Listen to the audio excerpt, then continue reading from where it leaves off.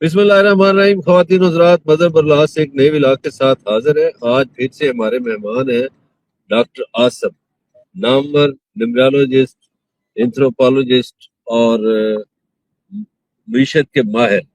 اور ڈاکٹر صاحب سے بلا کسی لمبی چوڑی تمہید کے گفتگو کا آغاز کرتے ہیں. ڈاکٹر صاحب، کیا ہو رہا ہے پاکستان میں؟ ہر طرف لوگ نکلے ہوئے ہیں، خیبر پختونخوا میں بھی، ہزارہ میں بھی، کشمیر میں بھی، کئی جگہوں پر. تو کیا ہونے جا رہا ہے پاکستان میں؟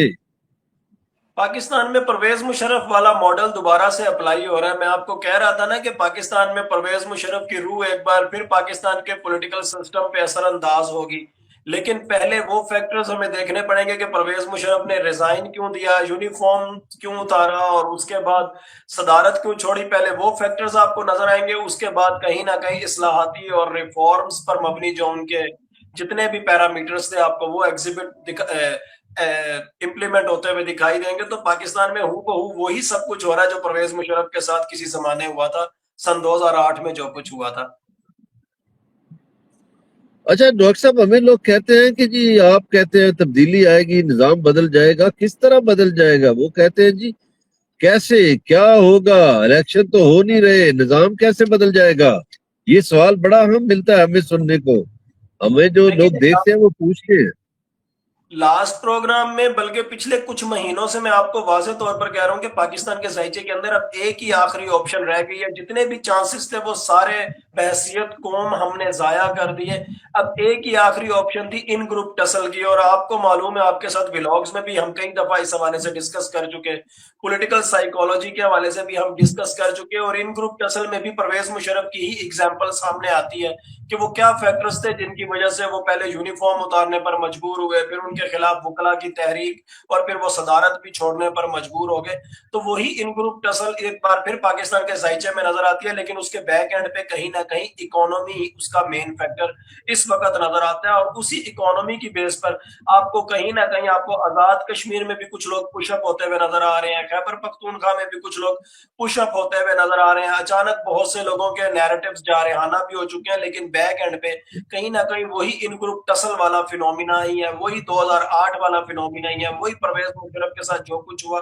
وہی فینومینا کہیں نہ کہیں آپ کو پاکستان کے ذائچے میں واضح طور پر اب نظر آنے لگ گیا. اور ابھی تو صرف ایک فیکٹر نظر آ رہا ہے، ابھی آپ کو 4 جرنیلی فارمولا بھی نظر آئے گا. ابھی آپ کو وہ جو 4 جرنیلوں کا میں نام لیتا ہوں، جنرل ڈیگال کی طرح کی تھی آئینی اصلاحات، جنرل مارشل ٹیٹو کی طرح کی سینٹرلائزیشن، جنرل وحید کاکڑ کی طرح سب کو گھروں کو بھیجنا، اور جنرل پرویز مشرف کی سی اصلاحات. لیکن پہلے آپ کو جنرل پرویز مشرف کے حوالے سے ذرا الٹا سٹڈی کرنا پڑے گا. پہلے وہ گھر کو کیوں گئے اس حوالے سے، اور اس کے بعد ان کی ریفارمز والا فیز. تو یہ 4 جرنیلی فارمولا بھی آپ کو سٹڈی کرنا پڑے گا. الٹیمیٹلی پاکستان کے اندر جتنی بھی تبدیلیاں آئیں گی، یہ 4 جرنیلی فارمولا کہیں اس کو، عبوری سیٹ اپ کہیں اس کو، ٹیکنوکریٹ مارشل لا کہیں اس کو، یا ایک نئی ایگزیکٹو کونسل کہیں جس میں ٹیکنوکریٹ ہوں گے، ریٹائر ججز یا ریٹائر بیوروکریٹس یا ریٹائر جرنیل ہوں گے، وہ ایک کونسل اس کی صورت میں آپ کہیں، یا جو بھی آپ کہیں، ایک نیا جو عبوری سیٹ اپ ہے اس دوران میں آپ کو تبدیلی واضح طور پر نظر آئے گی. لیکن وہ ایک عبوری سیٹ اپ، وہ ایک سڈن شاکنگ ایونٹ، ایک سڈن شاکنگ ریپلیسمنٹ، ایک سڈن شاکنگ کک آف نیس، ایک سڈن شاکنگ نیوز کے بعد ہی امپلیمنٹ ہوتا ہوا نظر آئے گا. ابھی تو ان گروپ ٹسل کی صورت میں کہیں نہ کہیں کسی بھی وقت کیا کہتے ہیں، سڈن شاکنگ ایونٹ یا سڈن شاکنگ نیوز آپ کو اچانک ایگزیبٹ ہوتی ہوئی نظر آ سکتی ہے، ٹی وی پر ایک دم سے خبر چلتی ہوئی نظر آ سکتی ہے، اور ہم چونک جائیں گے، آپ چونک جائیں گے کہ یہ کیا، ہم تو 2030 2035 تک ذہنی غلامی کا سوچ کے بیٹھے ہوئے تھے، اور یہ کیا، یہ سب کچھ کیسے ہو گیا. اور 26 جولائی ٹو آن ورڈ اب وہ جو سڈن شاکنگ ایونٹ کی جو پروبیبلٹی تھی وہ 95% تک جا پہنچی ہیں. کسی بھی وقت وہ کبھی بھی وہ سڈن شاکنگ ایونٹ یا سڈن شاکنگ ریپلیسمنٹ یا سڈن شاکنگ نیوز آپ کو ٹی وی پر آن ایئر ہوتی ہوئی دکھائی دے سکتی ہے. بالکل ٹھیک ہے. خواتین حضرات، آپ کو حیرت ہو رہی ہوگی، میں اس وقت گاڑی میں ہوں، میں برطانیہ میں ہوں، اور ڈاکٹر صاحب جو ہیں وہ ویتنام میں ہیں، اور ہمارا جو پروگرام ریکارڈ ہو رہا ہے وہ اسلام آباد میں ہو رہا ہے. ڈاکٹر صاحب، آپ نے یوگوسلاوین ماڈل کی بھی باتیں کی، آپ نے 3 4 ایرانی جرنیلوں کے بھی حوالے دیے. میں آپ کا پروگرام دیکھ رہا تھا، وہ سارے حوالے کیا ہیں؟ اور وہ جو آخری جرنیل آپ نے بتایا جو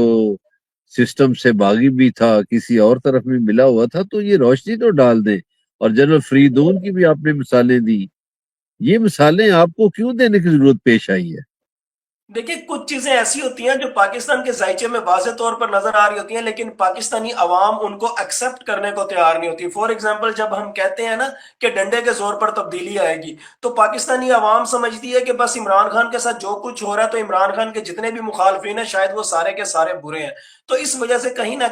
کچھ ایگزامپلز عام لوگوں کو سمجھانے کے لیے دی جاتی ہیں. ادروائز یونیورسٹی میں جہاں پر ملٹری سائنسز پڑھائی جاتی ہیں, جہاں پر ڈیفنس اینڈ اسٹریٹجک اسٹڈیز پڑھائی جاتی ہے, وہاں پر یہ تمام تر عوامل پڑھائے جاتے ہیں. فار ایگزامپل میں آپ کو 1 اپریل 2023 سے میں آپ کے سامنے پریڈکشنز کر رہا ہوں کہ پاکستان تیزی سے ایرانی انقلاب کی نہج پر تبدیل ہونے جا رہا ہے. اب ایران کے اندر انقلاب کی جو ویو تھی وہ 1963 سے شروع ہوئی تھی اور 1979 میں جا کے انقلاب آیا. پاکستان میں لوگ یہ سمجھتے ہیں کہ شاید ایک دن میں, ایک گھنٹے میں, ایک ہفتے میں, ایک مہینے میں انقلاب آ جائے گا. ایسے تو کبھی دنیا میں کہیں نہیں ہوا. پھر آپ یہ دیکھیں میں نے آج بھی صبح اپنے ایک پروگرام کے اندر 3 ایرانی جرنیلوں کی ایگزامپلس دی, کیونکہ ان تینوں جرنیلوں کی اگر آپ ایگزامپلس پڑھ لیں گے تو آپ کو واضح طور پر سمجھ آ جائے گی. ایک جو تھے جنرل فریدون اویسی تھے, شاہ کے دور میں سب سے سخت گیر ملٹری کمانڈر یا آرمی چیف بھی آپ ان کو کہہ سکتے ہیں, اور اپنی خون ریز پالیسی کی وجہ سے بڑے مشہور تھے. کم کے باہر جب احتجاجی مظاہرہ ہو رہا تھا حضرت فاطمہ معصومہ کم کے روزے کے باہر, تو انہوں نے حکم دیا کہ ٹینک چڑھا دو اور ہجوم کو کچل دو, اور اس کے بعد فاطمہ معصومہ کم کے روزے کے باہر جو نہر تھی وہ بالکل پانی سے اس کا پانی خون سے ریڈ ہو گیا. لیکن جب انقلاب کا سیلاب آیا, عوامی سمندر, پاپولر سوورینٹی, تو ان کا جو انسٹیٹیوشنل اتھارٹیرینزم تھا وہ بالکل کولیپس کر گیا. ان کے دائیں بائیں بیٹھے ہوئے ان کے یار دوستوں نے ان کا ساتھ چھوڑ دیا اور الٹیمیٹلی یہ ملک سے فرار ہونے پر انہوں نے عافیت جانی اور 1984 میں ان کو پیرس میں کہیں قتل کر دیا گیا. اور یہ اگزامپل میں نے اسی لیے دی کیونکہ پاکستان کے سائچے میں بھی ایک شخص ایسا ہی نظر آتا ہے جو آنے والے دنوں میں پیرس کی جانب بھی فرار ہو سکتا ہے اور پیرس کے قریب کسی علاقے میں, غالباً شانزے کے علاقے میں کہیں وہ جا کر سیٹل ہونے کی کوشش کر سکتے ہیں. اور ود ان ایران ان صاحب کا جنرل فریدون اویسی کے اثاثے بھی ضبط کر لیے گئے. پھر ایک دوسرے جنرل تھے جنرل عباس کرا باغی, یہ آخری چیف آف سٹاف تھے, شاہ سے زیادہ شاہ کے وفادار بننے کی کوشش کرتے تھے. امام خمینی تہران میں 1 فروری 1979 کو لینڈ ہوئے, لیکن 11 فروری تک انہوں نے ریزسٹنس کی پوری کوشش کی. 11 فروری تک جب انہوں نے دیکھا کہ اب تو کوئی دال گلتی ہوئی نظر نہیں آتی, تو انہوں نے اپنے سپاہیوں کے ساتھ جا کر امام خمینی کے سامنے, پاسداران انقلاب کے سپاہیوں کے سامنے ہتھیار بھی سرنڈر کیے اور ایک اعلامیہ جاری کیا جس کو ڈیفنس اینڈ اسٹریٹجک اسٹڈیز کے اسٹوڈنٹ یا ملٹری سائنسز کے اسٹوڈنٹس بہت زیادہ پڑھتے ہیں, اور وہ اعلامیہ تھا فوجی غیر جانبداری کا اعلامیہ, یعنی فوج آج کے بعد نیوٹرل رہے گی,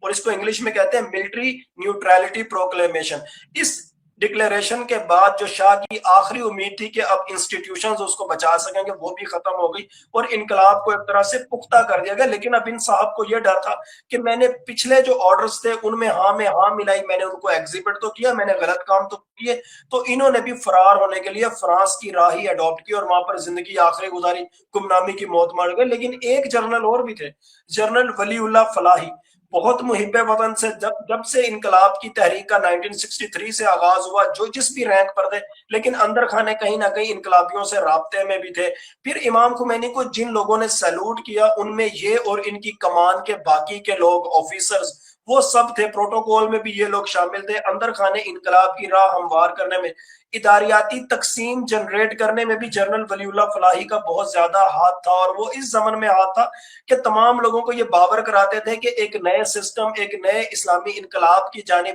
آپ موو کرو, وہ چیز ہمیں بچا سکتی ہے. ہماری روٹس بھی عوام کے اندر ہیں, ہماری روٹس ایک شخص فرد واحد کی طرف نہیں ہے, ہماری روٹس عوام میں ہیں, ہم نے عوام کو جواب دینا ہے. اور اس کے نتیجے میں پولیس بھی 2 حصوں میں تقسیم ہو گئی, اساتذہ بھی وہاں پر 2 حصوں میں تقسیم ہو گئی, بیوروکریسی بھی 2 حصوں میں تقسیم ہو گئی. تو آج کل پاکستان کے اندر یہ اگزامپل دینے کی ضرورت بھی اسی وجہ سے کہ کہیں نہ کہیں جنرل ولی اللہ فلاحی کی روح آپ کو آزاد کشمیر میں میرپور اور ڈڈیال کے پانیوں میں بھونچال لاتی ہوئی دکھائی دے رہی ہے. کہیں نہ کہیں درہ خیبر سے اٹھنے والی لال, پیلی, نیلی, براؤن آندھیوں کے پیچھے بھی آپ کو جنرل ولی اللہ فلاحی کی روح نظر آ رہی ہے. آپ کو یاد ہوگا میرا آپ کے ساتھ غالباً 2nd پوڈ کاسٹ تھا اگست 2025 میں نے تب بھی آپ کو کہا تھا کہ درہ خیبر کی جانب سے لال, پیلی, نیلی آندھیاں اٹھتی ہوئی آپ کو دکھائی دیں گی, میرپور ڈڈیال کے پانیوں میں آپ کو بھونچال آتا ہوا دکھائی دے گا, حضرت یحییٰ کے والد حضرت زکریا کسی ایگزامپلز آپ کو سننے کو ملیں گی. آپ کو یاد ہوگا غالباً. جی مجھے یاد ہے. ڈاکٹر اور صاحب وہی ایک سوال آج بڑا, آپ کو نظر آ رہا ہے. جی جی ڈاکٹر صاحب، وہ ایک سوال جب ہم لوگوں کو بتاتے ہیں کہ تبدیلی آ کے رہے گی، اور وہ پھر کہتے ہیں کیسے آئے گی، خیر کیسے بھی ہم بتاتے ہیں، وہ اگر اندر سے تبدیلی آتی ہے، اب لوگوں کا یہ سوال ہے جو ہمارے ناظرین کا ہے کہ اندر سے اگر تبدیلی آتی ہے تو فرق تو کچھ نہیں پڑے گا، وہ تو نظام اسی طرح چلتا رہے گا، نظام تو تبدیل نہیں ہوگا، اس پہ کیا کہیں گے؟ اب کی بار اکانومی ایک ایسا فیکٹر ہے جو سب کچھ تبدیل کر کے رہے گا، اور اندر سے ہی پہلے جھاڑو بھی پھرے گا۔ سب سے پہلے کلینزنگ اندر سے ہوگی، اس کے بعد کلینزنگ باہر سے ہوگی۔ سب سے پہلے اندر سے ساری پیوریفیکیشن ہوگی، اور اس کے بعد باہر سیاست دانوں کا بھی نمبر آئے گا۔ اسی لیے تو میں کہتا ہوں جنرل وحید کاکڑ فارمولا اب کی بار اندر بھی اپلائی ہوگا، اب کی بار باہر بھی اپلائی ہوگا۔ اب یہ واحد پاکستان ایسی سٹیج پر آ چکا ہے جہاں پر اکانومی اندر اور باہر دونوں سے صفائی کرے گی۔ جو بھی نئے چہرے ہوں گے، جو بھی ایک نیا چہرہ آئے گا سامنے، جس کے حوالے سے مجھ سے بھی ایک بندے نے سوال پوچھا کہ جنرل پرویز مشرف کی روح آخر کس شخص کے اندر آنے لگی ہے، وہ جو بھی ہوگا، جس کے ہاتھ میں بھی ڈنڈا ہوگا، لیکن پہلے وہ اندر کی صفائی کرے گا، پھر وہ باہر کی صفائی کرے گا۔ اور الٹیمیٹلی باہر کی صفائی کے انڈیکیشنز تو آپ کو علیمہ خان کے اگریشن کی صورت میں کل ہری پور، ہزارہ، ایبٹ آباد انہوں نے جو سپیچز کی وہ بھی آپ کو نظر آ رہے ہیں۔ لیکن اندر سے بھی اب آپ کو پیوریفیکیشن ہوتی ہوئی دکھائی دے گی۔ یہ بھی پروگرام میرا آپ کے ساتھ ہی تھا کہ اگلے سال جون تک جو کافی سارے پاکستان کے انسٹیٹیوشنز ہیں، بیوروکریسی جو ہے وہ 90% تک تقریباً چینج ہو چکی ہوگی، اور وہ لوگ بھی جو اپنے آپ کو ابو دا لا سمجھتے ہیں، کافی حد تک اس حوالے سے آپ کو پیوریفیکیشن یا کلینزنگ آپ کو اگلے سال جون جولائی تک ہوتی ہوئی نظر آئے گی۔ تو تبدیلی ضروری نہیں ہوتا کہ باہر سے ہی آئے، تبدیلی بعض اوقات اندر سے بھی آ جاتی ہے۔ اب تو دونوں سائڈوں سے واضح طور پر نظر آ رہی ہے۔ تو ہر بار ایک ہی چیزیں ایک ہی سمت میں جاتی ہوئی نہیں ہوتی، اب کی بار معاملہ کچھ کافی زیادہ ڈیفرنٹ ہے۔ اچھا، ایک اور سوال ہے، لوگ کہتے ہیں کہ دیکھیں سری لنکا میں 25% یوتھ تھی، انہوں نے اپنے کرپٹ حکمرانوں کو بھگا دیا، قبضہ کیا۔ نیپال میں 20% نوجوان تھے، انہوں نے بھی اپنے کرپٹ لوگوں کو نکال باہر کیا۔ بنگلہ دیش میں 30% یوتھ تھی، اور 30% نے حسینہ واجد جیسی جو انڈین ایجنٹ تھی اس کو بھگا دیا، اس کے ہواریوں کو بھگا دیا۔ اسی طرح انڈیا میں 40 سے 45% یوتھ ہے، اور ایک پیپر کے سلسلے لیک ہونے کے سلسلے میں اتنے بڑے مظاہرے وہاں ہوئے کہ وزیر تعلیم کو استعفیٰ دینا پڑا۔ لوگ ہم سے پوچھتے ہیں کہ پاکستان میں 65% یوتھ ہے، وہ یوتھ خاموش کیوں ہے؟ خطے کی ساری یوتھ بول رہی ہے، خطے کی ساری جن زی جو ہے اس نے کام کرتب کر دکھائے، تو پاکستان میں جو 65% یوتھ ہے وہ کیوں چپ ہے؟ اس کے منہ پر کیوں تالے لگے ہوئے ہیں، اور وہ کیوں اندر بیٹھی ہوئی ہے، باہر کیوں نہیں نکلتی؟ یہ سوال بڑا اہم ہے، اس کا جواب دے دیجئے، اس کی وجہ کیا ہے؟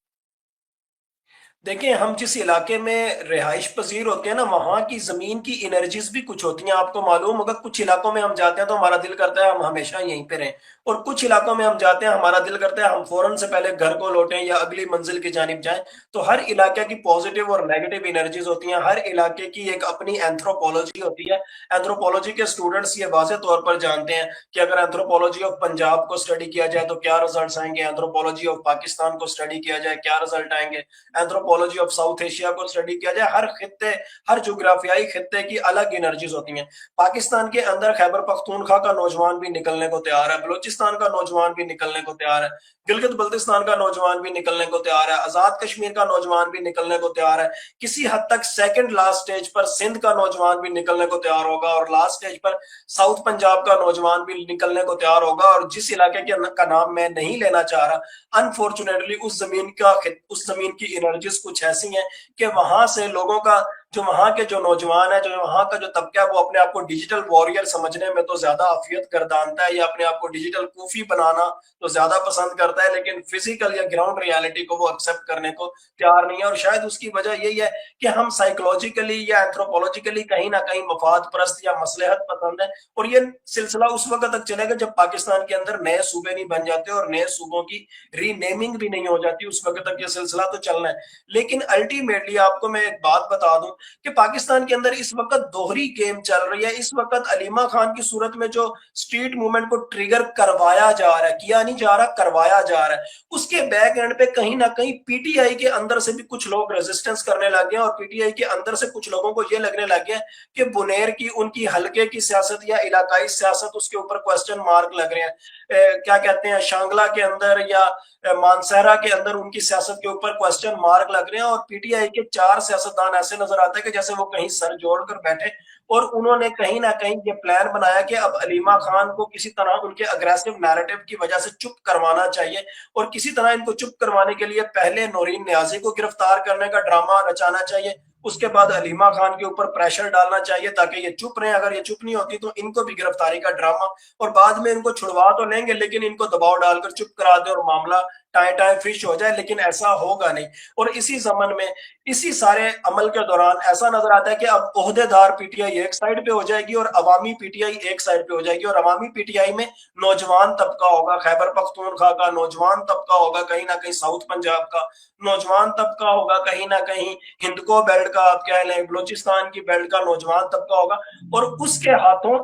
عہدے دار پی ٹی آئی کی پٹائی بھی ہو سکتی ہے. اگر زائچہ بنایا جائے تو بہت سے بڑے بڑے جو پی ٹی آئی کے عہدے داران ہیں ان میں بیرسٹر گوہر کا نام بھی نظر آتا ہے کہ کسی عوامی پلیس پر جیسے ان کی پٹائی ہو, کسی اگریشن کا سامنا بھی کر سکتے ہیں کہ آپ لوگوں نے ابھی تک عمران خان کے لیے کچھ کیوں نہیں کیا. اور یہی جو عوامی پی ٹی آئی ہوگی اس کا آنے والے دنوں میں کہیں نہ کہیں کسی خاص انویزیبل اشارے کے اوپر, کسی طرح خیبر سے اٹھنے والی آندھی کی صورت میں, کسی میرپور یا ڈڈیال کے پانیوں میں بھونچال کے اثرات کی صورت میں جے یو آئی ایف کے ساتھ آپ کو اتحاد بھی ہوتا ہوا نظر آئے گا, لیکن یہ ایک وقتی لمٹ کے لیے ہوگا. اور وہ وقتی لمٹ کیا ہوگی کہ وہی جنرل پرویز مشرف والا ماڈل دہرایا جائے جس کی بیس پر وہ پہلے یونیفارم اتارنے کو اور بعد میں صدارت سے ریزائن کرنے کو تیار ہوئے تھے. تو کہیں نہ کہیں اس کو اوور آل جنرل سینیریو میں یا چند لفظوں میں اگر اس کو سمجھا جائے تو کہیں نہ کہیں ان گروپ ٹسل یہ جو نوجوانوں کو بھی ٹریگر کرے گی, ان گروپ ٹسل یہ جو نوجوانوں کو سڑکوں پر لے کر آئے گی, ان گروپ ٹسل ہے جو عہدے دار پی ٹی آئی کی بجائے عوامی پی ٹی آئی کو اب سامنے لے کر آئے گی, ان گروپ ٹسل یہ جو جے یو آئی ایف اور عوامی پی ٹی آئی کو ایک ساتھ ملائے گی, ان گروپ ٹسل یہ جو سری لنکن ماڈل یا نیپال ماڈل یا اب انڈیا کا جو نیو دلی کا جو جنزی والا ماڈل ہے وہ ایگزیبٹ کرتی ہوئی نظر آئے گی. اور ان گروپ ٹسل کی بنیاد پر ہی اب پاکستان کے اندر واحد آپشن یہی بچی ہے کہ پاکستان اگر بہتری کی جانب جا سکتا ہے تو وہ ان گروپ ٹسل کی صورت میں ہی جا سکتا ہے. ڈاکٹر صاحب آپ نے عمران خان کی بات کر دی کہ ان کی پارٹی کے لوگوں پر پریشر ہوگا, ان کے جو لیڈرز ہیں ان پر ہو سکتا ہے ان کی پٹائی بھی ہو جائے کہ آپ نے عمران خان کے لیے کیا کیا. آپ ہمیشہ کہتے ہیں, 1.5-2 سال سے میں آپ کی زبان سے سن رہا ہوں کہ عمران خان کا استقبال امام خمینی سے بڑا ہوگا, اور اگر یہ لوگ تحریک چلاتے بھی ہیں تو عمران خان تو کہتے ہیں میں عدالت کے ذریعے باہر آؤں گا, عدالتوں کی حالت آپ کے سامنے ہے. کس طرح عمران خان باہر آئے گا اور کس طرح امام خمینی سے بڑا اس کا استقبال ہوگا, رہائی کے بعد وہ کہاں جائے گا؟ اور آج کل یمن جنگ کے حوالے سے عمران خان کے بہت سے بیانات سوشل میڈیا پر آ رہے ہیں, ایسا کیوں ہے؟ پہلی بات یہ کہ عمران خان کے حوالے سے, ان کی رہائی کے حوالے سے اگر لانگ مارچ کے کنٹیکسٹ میں پروبیبلٹیز دیکھی جائیں تو 2 پروبیبلٹیز نظر آتی ہیں. خیبر پختونخوا سے فائنل لانگ مارچ تو اڈیالہ جیل کی جانب آئے گا, لیکن اگر وہ کسی عدالتی فیصلے کے بغیر آتا ہے تو عمران خان کے لیے جیل کی دیوار تو گر جائے گی, لیکن عمران خان خود نہیں نکلنا چاہیں گے. وہ اگر نکلیں گے بھی تو جا کر شاید وہ دوبارہ بیٹھ جائیں اور کہیں کہ پہلے عدالت فیصلہ کرے گی, میں پھر باہر آؤں گا, میں اپنے آپ کو کلیئر کروا کے آؤں گا. دوسری صورت میں یہ آپشن ہے کہ پہلے شاید عدالت کوئی فیصلہ دے اور استقبال کی صورت میں جائیں. ہر 2 صورتوں میں استقبال ہوگا, اور پی ٹی آئی کے 99.99 کمپرومائز جو لیڈران ہیں وہ بھی اس استقبال میں شامل ہوں گے. یہ اور بات ہے کہ اگر وہ زمان پارک جاتے ہیں تو زمان پارک جانے کے تیسرے یا چوتھے دن وہ پارٹی کی کلینزنگ کے حوالے سے اور نئی اسٹرکچرل ایڈجسٹمنٹ کے حوالے سے وہ کچھ اعلان کر دیں گے. اور رہی بات یہ کہ امام خمینی سے بڑھ کر استقبال, واقعی امام خمینی سے بڑھ کر استقبال ہوگا, اس میں کمپرومائز لیڈر بھی آئیں گے کہ شاید کب ہمیں کوئی دانا پانی مل جائے, لیکن یہ صرف اس وقت وقت تک ہوں گے جب تک عمران خان اپنی منزل پر نہیں پہنچ جاتے، اور جہاں سے ان کا قافلہ گزرے گا، پہلی بات یہ کہ ان کے استقبال کے لیے جو قافلہ آ رہا ہوگا ان کی جانب، ایسا نظر آتا ہے کسی ماؤنٹینیس ایریے میں یا دریائے سندھ کے پلوں پر، چاہے M1 پر، چاہے جی ٹی روڈ پر، چاہے اٹک کے جہانگیرہ کے قریب، چاہے سوابی کے قریب، اس کے خلاف ریڈنس بھی ہو سکتی ہے، کوئی ریزسٹنس بھی ہو سکتی ہے، لیکن استقبال کے بعد جب وہ اپنے گھر کی جانب جا رہے ہوں گے تو راستے میں جہاں جہاں ریزسٹنس کا گمان ہوتا ہے وہاں سے الٹا گلپاشی ہوگی، بالکل اسی طرح جس طرح امام خمینی کی گلپاشی کی گئی تھی، اور اس کے پیچھے جنرل ولی اللہ فلاحی کا بہت زیادہ کردار بھی تھا۔ اور دوسری بات یہ کہ یمن جنگ کے حوالے سے اچانک عمران خان کے جو ٹویٹ وائرل ہونے لگے، آپ کو یاد ہے کہ پچھلے کچھ دن پہلے پاکستان نے امریکہ سے درخواست کی $10 ارب کی، کیونکہ پاکستان کا جو ان آفیشیل جو دیوالیہ پن نکل چکا ہے اس کو بچانے کے لیے اور امریکہ کی ہاں میں ہاں ملانے کے لیے پیسہ تو چاہیے۔ اب امریکہ نے اللہ واسطے تو $10 ارب دینا نہیں، اس کے لیے سوال اٹھنے کہ کیا کہیں پاکستان ایران کے خلاف تو یوز نہیں ہونے لگا، کیا کہیں یمن کے خلاف تو یوز نہیں ہونے لگا۔ تو یہ جو عمران خان کا ٹویٹ وائرل کروایا گیا ہے یہ بھی کہیں نہ کہیں ان گروپ ٹسل کا ہی نتیجہ ہے، یہ بھی میرپور اور ڈڈیال کے پانیوں میں بھونچال کا نتیجہ ہے، یا درا خیبر سے آندھی اٹھنے کا اس کے اثرات کا نتیجہ ہے کہ عمران خان کا ایک ٹویٹ ایسے وقت میں وائرل کروایا گیا جبکہ پاکستان نے امریکہ سے $10 ارب کی امداد مانگی اور ٹی وی پر ڈیبیٹ چل رہی ہے کہ اس کے بدلے میں پاکستان کیا کرنے جا رہا ہے۔ تو اشارہ واضح ہے کہ پاکستان کو کہیں نہ کہیں یمن کی صورت میں یا ایران کی صورت میں انگیج کرنے کی کہیں نہ کہیں سے ڈیمانڈ آئی ہے، اور کچھ اندر سے کسی کے یار دوستی نہیں چاہتے کہ پاکستان کسی ایسی ان آفیشیل جنگ میں ملوث ہو، اور وہی جنرل ولی اللہ فلاحی والا کردار کے جو امام خمینی کو سیلوٹ کرنے کے لیے تیار بیٹھے تھے اور اس کے لیے اندر خانے پلاننگ کر رہے تھے، وہی لوگ عمران خان کا ٹویٹ بھی وائرل کر رہے ہیں۔ تو وجہ ساری 3 لفظوں میں، in group tussle, nothing else. Doctor صاحب آپ نے ابھی بات چھیڑی ہے یمن کے حوالے سے، سعودی فضائیہ یمن پر حملہ آور ہے اور ظاہر ہے حوثی بھی جواباً حملہ کر رہے ہیں، اسی طرح کویت، قطر اور یو اے ای اور سعودی عربیہ، ایران ان پر حملہ آور ہو چکا ہے، یوکرائن کو بھی ایران نے جواب دے دیا، یوکرائن حملہ آور ہوا تھا ایران پر۔ تو ایران چمکی جنگ لڑ رہا ہے، یوکرائن کے ساتھ بھی لڑ رہا ہے، امریکہ کے، اسرائیل کے اور یہ جو نام نہاد مسلمان ممالک ہیں ان کے ساتھ بھی لڑ رہا ہے۔ اسی دوران کویت سے ہمارا ایک دفاعی معاہدہ بھی ہوا ہے، سعودی عرب سے بھی ہمارا دفاعی معاہدہ ہے۔ تو پاکستان اس وقت کہاں کھڑا ہے؟ پاکستان کو بالآخر کس طرف جانا ہوگا؟ کیونکہ یہ ممالک تو ایران کے خلاف ہیں، اور جو فلسفہ عمران خان کہا کرتا تھا کہ اسرائیل کی کوشش ہے کہ مسلمان ملکوں کو مسلمان ملکوں سے لڑائے تاکہ مسلمانوں کی طاقت ختم ہو جائے یا کم ہو جائے تو اسرائیل اپنی مرضی کر سکے۔ اب یہ سارا سنیریو میں نے آپ کے سامنے رکھا ہے،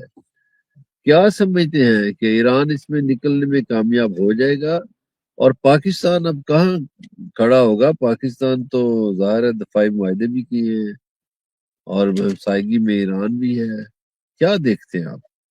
دیکھیں پاکستان کے اندر جو ان گروپ ٹسل والا انوائرمنٹ ہے نا، وہ Iranianization of Gulf, Iranianization of West Asia, Iranianization of Strait of Hormuz کے ساتھ ساتھ وہ اسٹرینتھن بھی ہوگا، اور پاکستان کے اندر جو ایک چینج آنا ہے وہ بھی اسی دوران میں آئے گا۔ اور جیسے جیسے ایرانینائزیشن آپ کو اسٹرینتھن ہوتی ہوئی نظر آئے گی، پاکستان کے اندر اسٹیٹ موومنٹ بھی آپ کو ٹریگر ہوتی ہوئی نظر آئے گی، وہ بھی اسٹرینتھن ہوتی ہوئی نظر آئے گی، یہ سارا کچھ پیرالل ہوگا۔ رہی بات سعودی عرب کی، ڈیفنس پیکٹ بے شک ہمارا ہے، کویت کے ساتھ بھی اب ریسنٹلی ہماری بات ہوئی، لیکن پاکستان ہی وہ واحد ملک ہوگا جو یمن اور سعودی عرب کے درمیان بھی آنے والے دنوں کے اندر کہیں نہ کہیں ایگریمنٹ کروائے گا، تھرڈ پارٹی رول کے طور پر اپنے کردار کو آگے لے کر آئے گا، اور پاکستان اور عمان یہ دونوں ملک یمن اور سعودی عرب کے درمیان میں صلح کروا سکتے ہیں، کیونکہ سعودی عرب اس وقت سٹک ہو کر رہ گیا، اور سعودی عرب اور ایران کے درمیان صلح کرانے والا بھی پاکستان اور عمان ہی ہوگا۔ میں نے آپ کو 2-3 باتیں آپ کو میں کر دیتا ہوں۔ اکنامک فیکٹر دیکھیں تو سعودی عرب کی سمندری تجارت اس وقت بالکل کولیپس کر چکی ہے، دمام سے 90% تک تجارت ہوتی تھی، آپ نے ہرمز کی وجہ سے بند۔ باب المندب جو ہے وہاں سے حوثیوں نے، یمنی حوثیوں نے سعودی عرب کی باقی کی تجارت بھی بند کر دی ہے، تو سعودی عرب تو فائنینشلی اس وقت بالکل مجبور ہو گیا کہ اب وہ یمن کے ساتھ علیگ سلیگ کرے، اس کے لیے وہ عمان کا سہارا بھی لے گا، پاکستان کا سہارا بھی لے گا۔ رہی بات عمان اور ایران کی، آج ان کا ایگریمنٹ بھی ہو گیا اور انہوں نے مل کے ڈیسائیڈ کیا کہ آپ نئے ہرمز پہ ہم ٹول ٹیکس لیں گے، اور میں نے آپ کو پہلے بتایا تھا اپریل کے اوائل میں کہ گوادر، مسقط اور چابہار تینوں پورٹس کیا کہتے ہیں آپ نئے ہرمز سے باہر ہیں، اور ان इनका आपको मुस्तकबिल में ट्राइंगल बनता हुआ नजर आएगा, और ये बिल्कुल गल्फ की जो इकोनॉमिक पॉलिटिक्स है उसको बिल्कुल कोलैप्स करके रख देंगे। और आज आपने वो देख भी लिया, आज चाबहार और मस्कत के दरमियान एक एग्रीमेंट भी हो गया कि इस इलाके से जो जहाज गुजरेंगे उनसे हम मिलके टूल टैक्स लेंगे, और कल को पाकिस्तान की स्ट्रेंथ भी इनको मिलती हुई नजर आएगी। लेकिन मौजूदा जो सियासी नफ्सियात है पाकिस्तान की, जो स्टेट साइकोलॉजी है, उसके अंदर ये होता हुआ नजर नहीं आता। ये होना जरूर है लेकिन मौजूदा स्टेट साइकोलॉजी के तनाजुर में होता हुआ नजर नहीं आता। और इसके लिए एक चीज लाजिम है और वो है इन ग्रुप टसल, क्योंकि पाकिस्तान उसके बगैर अब आगे मूव कर नहीं सकता। और वो जब तक एग्जिबिट नहीं होगी, जब तक 4 जर्नली फॉर्मूला एग्जिबिट नहीं होगा, पाकिस्तान की फॉरेन पॉलिसी 180 डिग्री पर नहीं जा सकती। और 180 डिग्री पर जाएगी तब ही ये रीजनल अलायंस ऑफिशियली एग्जिबिट भी होगा। पाकिस्तान, अफगानिस्तान और ईरान का ट्राई बॉर्डर लैंड पर ज्वाइंट एडमिनिस्ट्रेटिव सिटी भी बनेगा। उसके बाद ही पाकिस्तान की जो फॉरेन पॉलिसी है वो बराबरी की बुनियादों पर होगी कि आपके लिए अगर ऑन अराइवल वीजा तो हमारे लिए भी ऑन अराइवल वीजा, आपके लिए ई वीजा तो हमारे लिए भी ई वीजा, आपके लिए अगर फ्री वीजा रिजीम है तो हमारे लिए भी फ्री वीजा रिजीम। उस वक्त जाके कहीं आपको पाकिस्तान के पासपोर्ट की वैल्यू आहिस्ता आहिस्ता बढ़ती हुई दिखाई देगी। एकदम से तो कभी भी कुछ नहीं होता है, लेकिन एक फेज जो शुरू होगा वो 4 जर्नली फॉर्मूले के बाद आपका शुरू होता हुआ दिखाई देगा। उसमें पहले आपको जनरल वहीद काका टाइप फॉर्मूला, और जनरल वहीद काका टाइप फॉर्मूले से पहले सडन शॉकिंग इवेंट, और सडन शॉकिंग इवेंट की जो रीजन होगी वो इन ग्रुप टसल, और इन ग्रुप टसल की जो रीजन होगी वो इकोनॉमी। तो मेन कहीं ना कहीं पॉलिटिकल इकोनॉमी तो आ ही रही है, चाहते ना चाहते। मेरा सब्जेक्ट है, मेरी स्पेशलाइजेशन है पॉलिटिकल इकोनॉमी पे, तो वो कहीं ना कहीं ऐड तो हर जगह पे हो रही है। जी जी, मैं अगला सवाल भी पॉलिटिकल इकोनॉमी के हवाले से करना चाहता हूँ। देखिए, अमेरिका के पास असले की कमी हो गई है, शायद इसराइल के पास भी ऐसा ही है। और अमेरिकी सदर कहता है कि दुनिया हमें रोजाना 11 अरब डॉलर दे ताकि हम आबनाए हुर्मुज खुलवा सकें। अब बहुत से मुसलमान मुल्कों ने भी ईरान पर हमले शुरू कर दिए हैं। कहीं ये कोई स्ट्रेटेजी तो नहीं ईरान की कि इनका असला खत्म कर दिया जाए? और कहीं ये तो दूसरे मुखालफिन की ये स्ट्रेटेजी तो नहीं कि सारे ईरान पर पड़े ताकि ईरान की फतह को शिकस्त में बदल दिया जाए? आप क्या देखते हैं, मुस्तकबिल में क्या ईरान एक फातेह के तौर पर सामने आएगा? ईरान फातेह के तौर पर सामने तो आ चुका है। दूसरा, मेरी कल ही अपने एक ईरान में मुकीम दोस्त से बात हो रही थी और वो मुझे बता रहा था, और मैं बड़ा हैरान हो रहा था कि ईरान ने आर्टिफिशियल बैलून टाइप्स ड्रोन बनाए हुए हैं, बैलून टाइप्स ट्रक बनाए हुए हैं, बैलून टाइप मिसाइल लॉन्चर बनाए हुए हैं, और वो किसी पब्लिक प्लेस पे अचानक हवा भर के उसमें खड़ा कर देते हैं। अमेरिकन सैटेलाइट्स को लगता है कि जैसे यहाँ पर कोई इस तरह का इंफ्रास्ट्रक्चर है, और वो वहां पर अटैक करते हैं, उनके अरबों के मिसाइल जाया हो जाते हैं और इनका सिर्फ बैलून फटता है। और इस तरह अमेरिकन इकोनॉमी या जो गल्फ इकोनॉमी है वो आहिस्ता आहिस्ता कोलैप्स करती जा रही है। लेकिन आप कभी देखें, ये हमलों की जो खबरें सुनती हैं, क्या आप ईरान की कैजुअलिटीज की खबरें कभी सुनते हैं? ईरान की कैजुअलिटीज इक्का दुक्का या 2-4, और मिसाइल अटैक का सुने तो इतने ज्यादा। वो मिसाइल अटैक आखिर कहाँ हो रहे हैं? वो बैलून कि जो बैलून्स जो है, आर्टिफिशियल जो बैलून्स है, उनके ऊपर कहीं ना कहीं हो रहे हैं। आग तो लग जाती है लेकिन नीचे क्या था, नीचे कहीं ना कहीं बैलून होते हैं। तो फर्जी स्टेशन के ऊपर जो इतनी स्ट्राइक्स हो रही है, कोई कोई हकीकत में भी आ जाती है। लेकिन ये है कि ईरान की स्ट्रेटेजी इस वक्त वाज़ेह तौर पर कामयाब होती हुई दिखाई दे रही है, और अमेरिका का इस जंग के नतीजे में कोलैप्स होना है। अमेरिका के अंदर एथनो नेशनल सेपरेटिज्म ट्रिगर होनी है। मैंने आपको बताया था ना कि अमेरिका का आने वाले 2 से 3 सालों में रकबा भी सुकड़ना है। कम से कम 5 के करीब रियासतें अमेरिकन फेडरेशन से कैनेडियन फेडरेशन में शामिल होनी है। तो अमेरिका का रकबा तो सुकड़ना है, कुछ कुछ सेपरेट भी होनी है, कुछ सॉवरन भी होनी है, और सॉवरन होके वो मेक्सिको के साथ अलायंस करें या वेनेजुएला के साथ अलायंस करें। अभी तो शायद आपको वेनेजुएला या मेक्सिको के अंदर भी अमेरिका के ज़ेरे अताब नजर आते हैं, लेकिन आने वाले दिनों में अमेरिका की कुछ रियासतें सॉवरन होकर इनके साथ भी अलायंस करती हुई नजर आएंगी। अमेरिका ने 2028-29 तक दुनिया के नक्शे पर इस तरीके से मौजूद भी नहीं रहना। तो अमेरिका का तो कोलैप्स होना है, और अमेरिका का कोलैप्स, या अमेरिका के बारे में मैं कहता हूं, अमेरिका के बेड़े भी गर्क होंगे, अमेरिका का बेड़ा भी गर्क होगा, और ईरान इस रीजन में एक फातिहा, एक जगह बन के सामने आएगा। इस हवाले से तो कई दफा हम पहले भी प्रेडिक्शंस कर चुके हैं, और इसके बैक एंड पे कहीं ना कहीं पाकिस्तान का हाथ आपको नजर आएगा। ऐसे तो नहीं पाकिस्तान और ईरान के 6 के 6 इकोनॉमिक कॉरिडोर्स भी खुले हुए। कुछ लोग ये चाहते हैं कि पाकिस्तान ईरान का खुल के साथ दे। उसके अंदर कुछ शाह भी हैं, कुछ सैयद भी हैं, सारे सैयद भी एक जैसे नहीं होते। अच्छा डॉक्टर साहब, आखिरी सवाल है मेरा कि यूरोप के लोग और बरतानिया के लोग, वो यूक्रेन जंग और रूस और ईरान, تو اس کے اثرات یورپ پر بھی پڑیں گے، یوکرین جنگ کے، اور برطانیہ پر بھی، اور روس کوئی تپا ہوا ہے ان پہ سونا، یہ روس سے بڑے خوف زدہ ہیں، تو ان کا کیا مستقبل دیکھتے ہیں؟ دیکھیں برطانیہ کا تو جب یہ جنگ شروع ہوئی تھی تب سے ہم لوگ پریڈکشنز کر رہے ہیں، چاہے یوکے کی اسٹیٹ سائیکالوجی کے اکارڈنگ دیکھیں یا زورواسٹرین نیومرولوجی کے اکارڈنگ دیکھیں یا اسٹیٹ سائیکالوجی کے اکارڈنگ، جیسے بھی یہ ٹائم اینڈ اسپیس تھیوری کو یوٹیلائز کریں، یوکے کا ایسے نظر آتا ہے کہ اس جنگ کے تناظر میں کہیں نہ کہیں آہستہ آہستہ آہستہ آہستہ وہاں پر اکنامک ڈپریشن بھی بڑھے گا، سوشل ڈپریشن بھی بڑھے گا، کچھ ایسے سوشل وہاں پر معاملات اس طرح کے ٹریگر ہوں گے کہ کم از کم میں پاکستانیوں کی بات کروں، پاکستانیوں کا ایسا نظر آتا ہے کہ جیسے شاید وہاں پر مہنگائی آ جائے، شاید وہاں پر انفلیشن ریٹ بہت زیادہ بڑھ جائے، یا شاید وہاں پر کچھ ایسے معاملات ہوں کہ انفارچونیٹلی پاکستانیوں کو وہاں سے ہجرت کرنے پر مجبور ہونا پڑے، اور شاید وہ آئرلینڈ کا رخ کریں، یا شاید وہ کیا کہتے ہیں کینیڈا کا رخ کریں، یا شاید وہ جرمنی کا رخ کریں۔ یوکے کا انوائرمنٹ تو آنے والے دنوں میں ایسا نظر آتا ہے، اور کہیں نہ کہیں رشیا کی جانب سے بھی کچھ ایسا ڈپریشن نظر آتا ہے، it can be nuclear attack as well, کسی حد تک وہ پروبیبلٹی بھی نظر آتی ہے۔ ادروائز یوکے رشیا کی جانب سے کچھ ایسے پلانز نظر آتے ہیں جو یورپ کے اندر پرو نیٹو کنٹریز یا نیٹو کنٹریز یا پھر یوکے کے اندر کچھ ایسے معاملات کو ٹریگر کریں گے کہ جن کی وجہ سے رشیا جو ہے وہ 1991 والے بدلے لے سکے، امریکہ کے ڈس انٹیگریشن میں بھی وہ بدلے شامل ہوں گے، اور کہیں نہ کہیں یوکے اور پرو نیٹو کنٹریز یا نیٹو کنٹریز جو یورپ کے اندر ہے ان کے اندر بھی کہیں نہ کہیں رشیا کا حال تو ایسا بالکل نظر آتا ہے۔ اور میں اس وجہ سے پاکستانیوں کو کہتا ہوں کہ اگر وہ یوکے کے اندر ہے تو کم از کم آنے والے دنوں میں سوشل جو ڈپریشن ہے یا اکنامک ڈپریشن ہے اس کی وجہ سے وہ اپنا بندوبست کر کے رکھیں۔ ادروائز کینیڈیوین کنٹریز بھی کافی حد تک محفوظ نظر آتے ہیں، جرمنی کی اکانومی، پولینڈ کی اکانومی اور رومانیہ کی اکانومی بھی کافی حد تک سیکیور نظر آتی ہے، بیلاروس کی اکانومی بھی کافی حد تک کیا کہتے ہیں سیکیور نظر آتی ہے، اسپین کی اکانومی پہ تھوڑا بہت اثر پڑے گا لیکن وہ بھی کافی حد تک سیکیور نظر آتی ہے ود ان یورپ۔ لیکن یوکے کے اندر رہنے والے پاکستانیوں کو الٹرنیٹو کوئی نہ کوئی پلان بنا کر رکھنا چاہیے۔ اس حوالے سے کافی عرصے سے پچھلے 2 سال سے تقریباً میں یہ پریڈکشنز بھی کر چکا ہوں، اسٹیٹ سائیکالوجی کے اکارڈنگ اس پر ریسرچ پیپر بھی لکھ چکا ہوں۔ اچھا ڈاکٹر صاحب، آپ نے فرمایا کہ مہنگائی ٹھیک ہے، مہنگائی ہوگی بالکل یوکے میں، یہ جو سوشل پریشر ہے اس میں ایک چیز دیکھنے میں آئی ہے کہ یہاں ریسزم بڑھتا جا رہا ہے، یعنی جو نسلی تک امتیاز ہے اس کی باتیں ہو گئی ہیں شروع۔ تو اگر ریسزم بڑھ گیا تو پھر تو یقیناً ان لوگوں کو ہجرت کرنا پڑے گی پاکستانیوں کو یہاں سے، اور وہ تسلسل سے بڑھ رہا ہے، کیا یہ رک جائے گا یا بڑھے گا؟ ریسزم کا فیکٹر بھی ہے پلس اسلامو فوبیا بھی ہے، اور بھی کچھ فیکٹر ہیں جو معاشرے کے اندر مختلف، جیسے طبقات کی جنگ ہوتی ہے، ریچ اینڈ پور کی جو ٹسل ہوتی ہے وہ بھی، چوری چکاری بھی، یا خواتین کی جیسے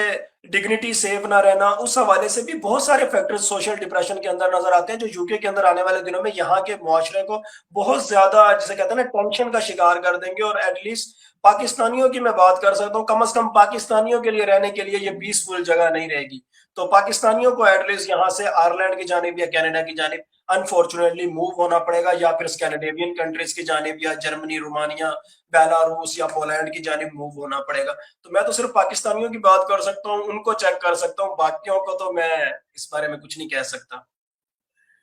بہت شکریہ ڈاکٹر عاصم صاحب۔ خواتین حضرات، آپ نے ڈاکٹر عاصم کی گفتگو سنی اور ہم نے کوشش کی ہے کہ ملکی مسائل بھی ان کے سامنے رکھیں، اس پر بھی سوال کیے ہیں، اور غیر ملکی جو اہم معاملات ہیں ان پر بھی ان سے جواب لیے ہیں، اور امید ہے آپ نے اس گفتگو سے بہت کچھ سیکھا ہوگا، نہیں تو بہت کچھ سیکھنے کا موقع مل جائے گا۔ آنے والے دنوں میں ڈاکٹر صاحب کے ساتھ ایک اور پروگرام کریں گے۔ اجازت دیجیے، پاکستان زندہ باد۔